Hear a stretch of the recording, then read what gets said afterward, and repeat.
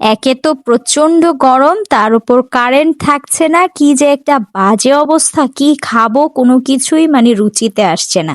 তাই ভাবলাম একটু শুটকির ভর্তা বানিয়ে নিই, হয়তো খেতে ভালো লাগবে। তো এটা হচ্ছে সিলেটের যে বিখ্যাত শুটকিটা আছে, বাঁশপাতা শুটকি, সেটাকে আমি শুকনো তাওয়াতে আপনার টেলে নিয়েছি। এক মুঠো কাঁচামরিচ দিয়েছি, দিয়েছি লবণ আর রসুন, সেগুলোকে টেলে নিয়ে পাটায় এভাবে একটু বেটে ভর্তা করে নিলাম, দিয়েছি কাঁচা পেঁয়াজ। মনে হচ্ছিল খেতে খুব ভালো লাগবে। আর আপনারা চাইলে শুকনো মরিচ দিয়ে বানিয়ে নিতে পারেন, আমি শুকনো মরিচটা দিতে চাচ্ছিলাম না, কারণ পেটে প্রবলেম হতে পারে, এত গরমের মধ্যে অতটা ঝাল আমি চাচ্ছিলাম না, সেই জন্য আমি এক মুঠো কাঁচামরিচ দিয়ে করেছি। তো আমার মনে হচ্ছে যে খেতে বাজে লাগবে না, অবশ্যই মজা হবে, কারণ কাঁচামরিচের ঝালটা স্বাস্থ্যসম্মত, খেতেও কিন্তু বেশ ভালো। আর একটু টমেটো পোড়া দিয়ে সেটাকে সালাদ করে নিয়েছিলাম। পোড়া টমেটোর সালাদ খেতে তো ভীষণ মজা লাগে।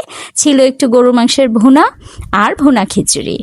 তো এই ছিল আমার সিম্পল একটু আয়োজন। মনে হচ্ছে যেহেতু ভর্তাটা করেছি, একটু খেতে পারবো। তো আজ চলে যাচ্ছি খেতে খেতে। দেখা হবে পরবর্তী ভিডিওতে। Thanks for watching.